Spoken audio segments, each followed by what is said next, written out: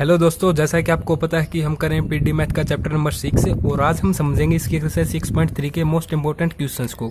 इससे पहले वाली वीडियो में हमने इस एक्सरसाइज के बेसिक कंसेप्ट को समझा था और साथ ही हमने सभी एग्जांपल्स को समझा था। तो फर्स्ट क्वेश्चन आप कर लेंगे, सेकंड भी कर लेंगे, थर्ड भी कर लेंगे, फोर्थ भी आसानी से कर लेंगे। तो हम स्टार्टिंग करते हैं फिफ्थ से। तो फिफ्थ हमारे पास इस एक्सरसाइज का सबसे पहला मोस्ट इंपोर्टेंट क्वेश्चन रहेगा। इसकी स्टेटमेंट कुछ इस तरीके से, करली स्केयर जेड अपॉन में करली एक्स स्केयर प्लस 2 इंटू में करली स्केयर जेड अपॉन में करली एक्स इंटू में curly Y plus curly square Z upon में curly Y square equal to 0। तो यहाँ से हम क्या करेंगे, सबसे पहले इसको सिंबॉलिक फॉर्म में लेके आएंगे। तो हमारे पास यहाँ पर हो जाएगा आर, फिर प्लस 2s, फिर प्लस टी इक्वल टू 0। अब हम इसको स्टैंडर्ड फॉर्म के साथ कंपेयर करेंगे तो कैपिटल आर की वैल्यू हमारे पास आ जाएगी इक्वल टू 1, कैपिटल एस 2 के इक्वल, कैपिटल टी हमारे पास आ जाएगा 1 के इक्वल। अब हम क्या करेंगे, इस गिवन इक्वेशन को क्लासिफाई करेंगे। तो उसके लिए हमारे पास फॉर्मूला होता है a स्केयर माइनस 4rt। यहाँ पर वैल्यूज हम पुट कर देते हैं। तो 4 माइनस 4 इक्वल टू हमारे पास आ जाएगा 0।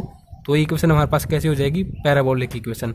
अब हम क्या करेंगे, सिंपली इसके लिए क्वाड्रेटिक इक्वेशन बनाएंगे।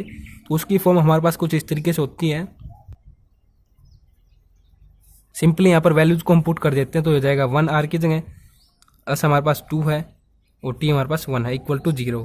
तो ये हमारे पास हो जाएगा यहाँ से 1 प्लस लैम्डा 1 का होल स्केयर, और यहाँ से हो जाएगा लैम्डा प्लस 1 इंटू में लैम्डा प्लस 1 इक्वल टू 0। और यहाँ से लैम्डा की हमारे पास वैल्यू हो जाएंगी -1 एंड -1।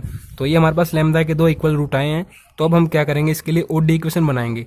तो ये हमारे पास होती है कुछ इस तरीके से, डी वाई अपॉन में डी एक्स -1 इक्वल टू 0।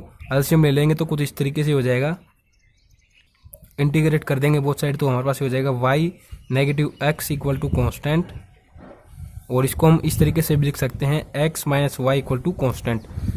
जो भी चेंज हमारे पास यहाँ पर होता है वो हमारे पास किस में शामिल हो जाता है, कॉन्स्टेंट में हो जाता है। तो यहाँ से हमारे पास ये हो जाएगा x minus Y equal to U, जो कि हमारे पास फर्स्ट इंडिपेंडेंट फंक्शन है।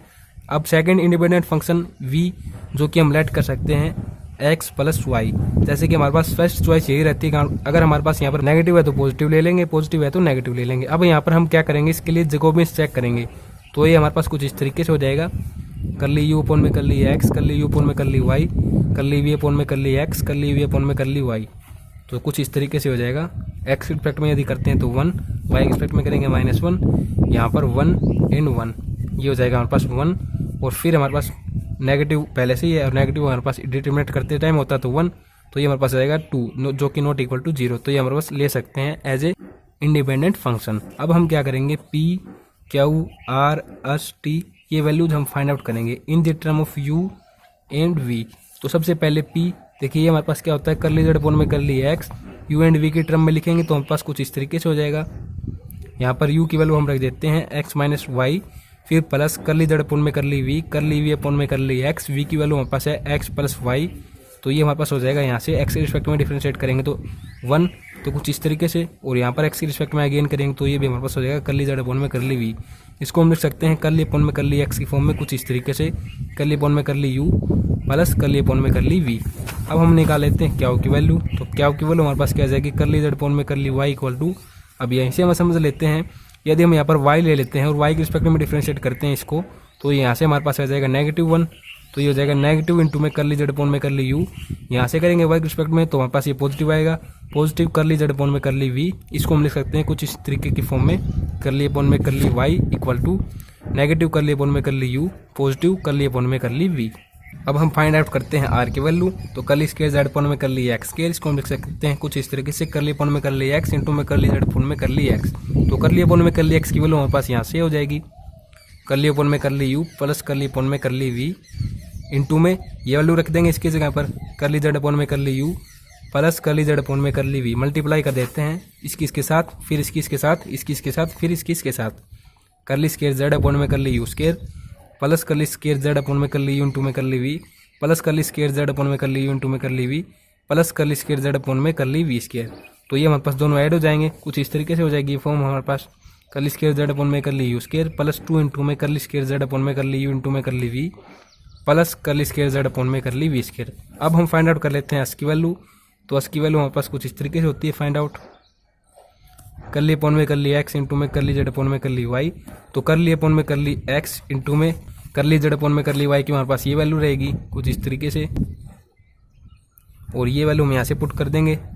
तो करली अपॉन में करली यू प्लस करली अपॉन में करली वी इंटू में नेगेटिव करली जेड अपॉन में करली यू प्लस पॉजिटिव करली जेड अपॉन में करली वी मल्टीप्लाई कर देते हैं। तो हमारे पास हो जाएगा नेगेटिव करली स्क्वायर जेड अपॉन में करली यू स्क्वायर, फिर ये हो जाएगा पॉजिटिव करली स्क्वायर जेड अपॉन में करली यू इंटू में करली वी नेगेटिव करली स्क्वायर जेड अपॉन में करली यू इंटू में करली वी पॉजिटिव करली स्क्वायर जेड अपॉन में करली वी स्क्वायर। ये दोनों हो जाएंगे हमारे पास कैंसिल। तो हमारे पास यहाँ से आ जाएगी एस की वैल्यू नेगेटिव करली स्क्वायर जेड अपॉन में करली यू स्क्वायर पॉजिटिव करली स्क्वायर जेड अपॉन में करली वी स्क्वायर। हम फाइंड आउट करते हैं टी की वैल्यू। तो टी की वैल्यू हमारे पास कुछ इस तरीके से आ जाएगी टी इक्वल टू करली स्क्वायर जेड अपॉन में curly Y square equal to हम लिख सकते हैं करली अपॉन में करली वाई करली जेड अपॉन में करली वाई। तो करली अपॉन में करली वाई की वैल्यू हमारे पास ये कुछ इस तरीके से हो जाएगी नेगेटिव करली अपॉन में करली यू पॉजिटिव करली अपॉन में करली वी इंटू में नेगेटिव करली जेड अपॉन में करली यू पॉजिटिव करली जेड अपॉन में करली वी। तो ये हमारे पास हो जाएगा कुछ इस तरीके से नेगेटिव के साथ मल्टीप्लाई होकर पॉजिटिव हो जाएगा। तो करली स्क्वायर जेड अपॉन में करली यू स्क्वायर, फिर इसके साथ यदि करेंगे तो नेगेटिव हो जाएगा अगेन करली स्क्वायर जेड अपॉन में करली यू इंटू में करली वी। अब इसके साथ करेंगे तो नेगेटिव में आएगा ये भी करली स्क्वायर जेड अपॉन में करली यू इंटू में करली वी, फिर इसके साथ करेंगे तो पॉजिटिव आएगा। तो कुछ इस तरीके से हमारे पास हो जाएगा वी स्क्वायर। तो देखिए ये दोनों हमारे पास हो जाएंगे ऐड करली स्क्वायर जेड अपॉन में करली यू स्क्वायर नेगेटिव 2 करली स्क्वायर जेड अपॉन में करली यू इंटू में curly we plus curly square Z upon में करली वी स्क्वायर। तो हमारे पास आ जाएगी टी की वैल्यू।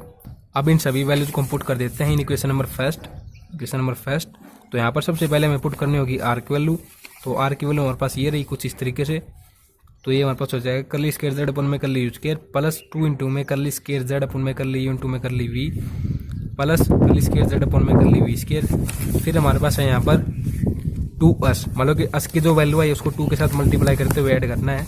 तो ये हमारे पास हो जाएगा नेगेटिव 2 इंटू में करली स्क्वायर जेड अपॉन में करली यू स्क्वायर पॉजिटिव 2 इंटू में करली स्क्वायर जेड अपॉन में करली वी स्क्वायर।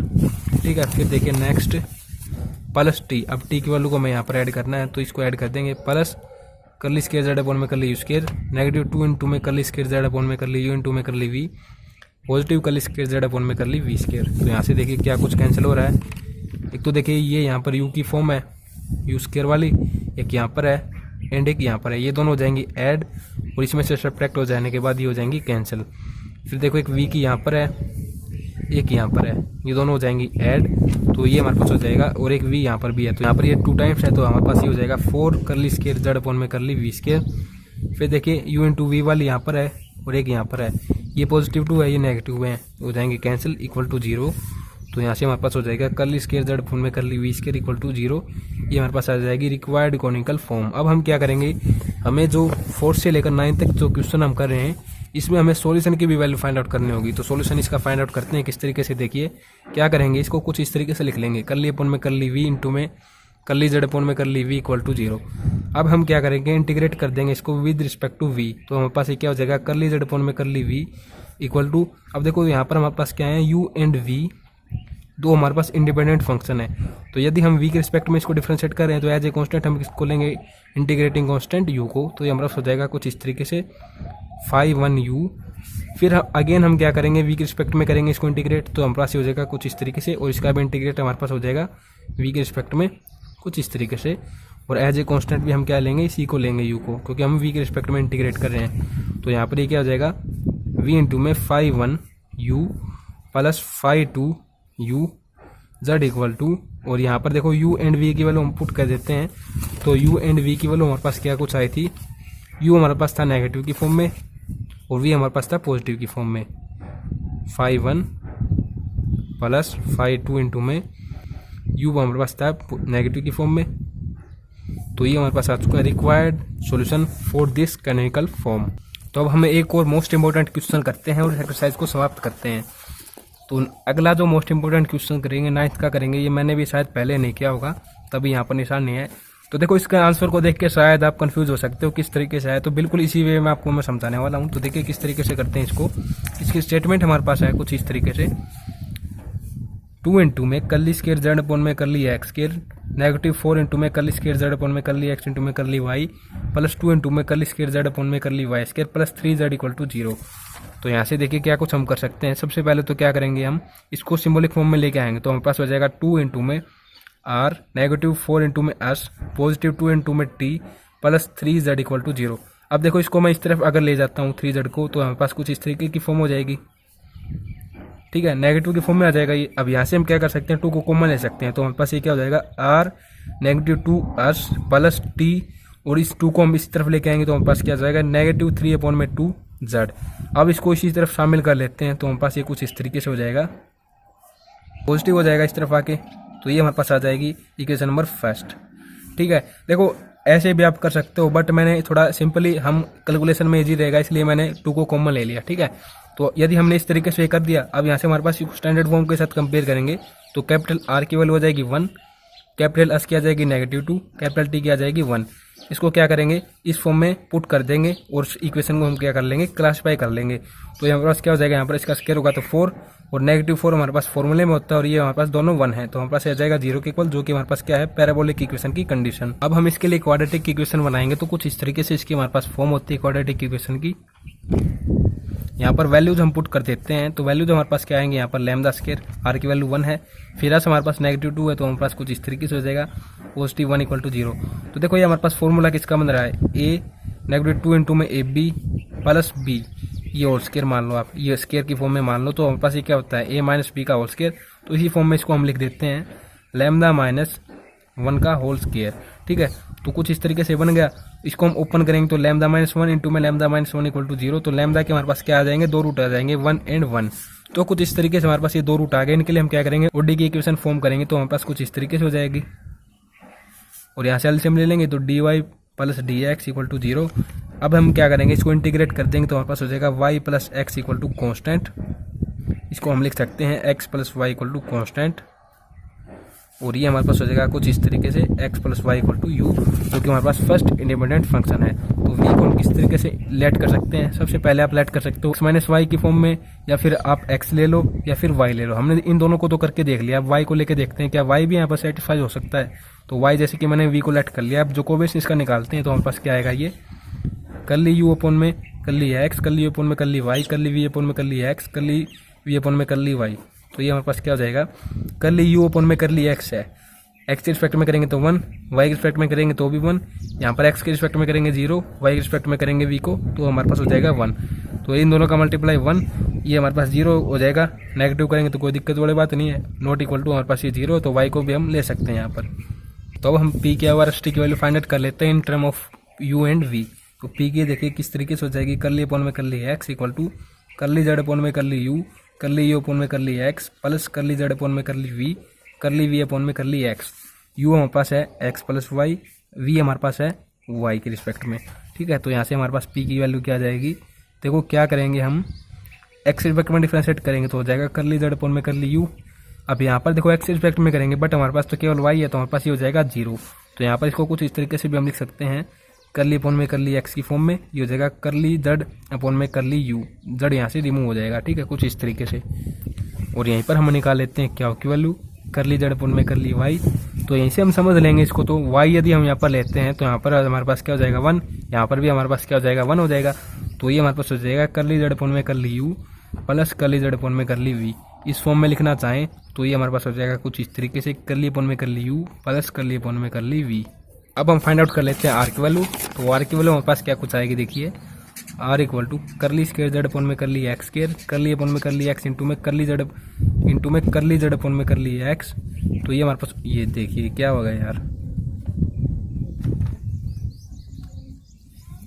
मैं तेज कुछ इसलिए बोलता हूँ ताकि स्टोरेज की इसमें कमी है ना, इसलिए थोड़ा जल्दी बोलना पड़ता है मेरे को, बट जल्दी जल्दी में ऐसे क्या हो जाते हैं। फिर देखिए क्या हो जाएगा, यहाँ से कर्ली अपॉन में कर्ली x की वैल्यू हमारे पास क्या आई थी, कर्ली z अपॉन में कर्ली u, मतलब कि इसकी वैल्यू हमारे पास ये आई थी, और इसके रिस्पेक्ट में करेंगे तो कर्ली अपॉन में कर्ली u, मल्टीप्लाई कर देते हैं तो हमारे पास ये क्या हो जाएगा, कुछ इस तरीके से r की वैल्यू हो जाएगी हमारे पास। अब हम क्या करेंगे, s के रिस्पेक्ट में करेंगे तो ये हमारे पास कुछ इस तरीके से होता है, कर्ली अपॉन में कर्ली x इंटू में कर्ली z अपॉन में कर्ली y। इसको हम लिख सकते हैं, तो इसको हम देखो यहाँ पर वैल्यू पुट करेंगे तो हमारे पास ये वैल्यू होगी, कर्ली अपॉन में कर्ली u इंटू में कर्ली z अपॉन में curly u plus curly z upon में कर्ली v, हमारे पास इसके लिए आई थी।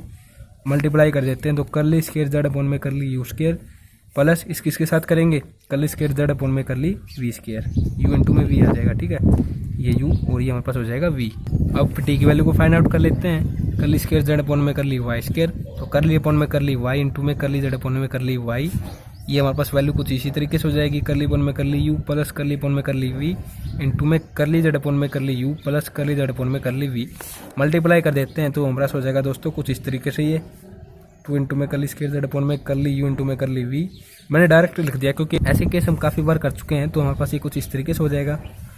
अब हम क्या कर देंगे, इनको सभी को सब्स्टिट्यूट कर देंगे इन इक्वेशन नंबर फर्स्ट। तो इक्वेशन नंबर फर्स्ट हमारे पास यहाँ पर थी, ये मैं यहाँ पर लिख लेता हूँ इसको, आर फिर नेगेटिव 2s, फिर क्या है हमारे पास प्लस डी और प्लस 3z 3 अपॉन में 2z इक्वल टू 0। तो आर की वैल्यू हमारे पास ये रही यहाँ पर करली स्क्वायर z अपॉन में करली यू स्क्वायर, फिर हमारे पास क्या चाहिए हमें नेगेटिव 2s, मतलब कि जो s की वैल्यू इसको नेगेटिव 2 के साथ मल्टीप्लाई करते हुए सब्स्टिट्यूट करेंगे तो कुछ इस तरीके से हो जाएगा ये। फिर प्लस टी की वैल्यू हमारे पास ये है, प्लस कर देंगे करली स्क्वायर जेड अपन में करली यू स्क्वायर प्लस 2 इंटू में करली स्क्वायर जेड अपन में करली यू इंटू में curly we plus curly square z upon में करली वी स्क्वायर, फिर हमारे पास है प्लस 3/2 जेड इक्वल टू 0। तो यहाँ से देखिए, एक तो ये देखिए आप, एक ये देखिए, दोनों हो जाएंगे कैंसिल। फिर देखो यू वाली टर्म एक यहाँ पर है, एक हमारे पास ये है, दोनों ऐड हो जाएंगे। और देखो एक हमारे पास क्या है नेगेटिव 2 की फॉर्म में, तो हमारे पास ये हो जाएंगे तीनों कैंसिल। अब रहता है क्या हमारे पास ये दो फॉर्म रह जाती हैं, करली स्क्वायर जेड अपॉन में करली वी स्क्वायर, इसको हम क्या करेंगे राइट हैंड साइड में ले जाएंगे, क्योंकि हमारे पास जो पैराबोला का केस होते हैं उसमें केवल हम लेफ्ट हैंड साइड में इसी फॉर्म को रखते हैं। तो ये हमारे पास हो जाएगा नेगेटिव 3/2z। तो ये हमारे पास आ चुकी है रिक्वायर्ड कैनोनिकल फॉर्म। अब इसके लिए सॉल्यूशन किस तरीके से फाइंड आउट करेंगे ये काफ़ी महत्वपूर्ण है समझना। तो देखिए किस तरीके से करते हैं हम इसके सॉल्यूशन फाइंड आउट। यदि इसको इस तरफ लेके आएंगे तो हमारे पास ये फॉर्म कुछ इस तरीके से हो जाएगी, z है यहाँ पर, ठीक है।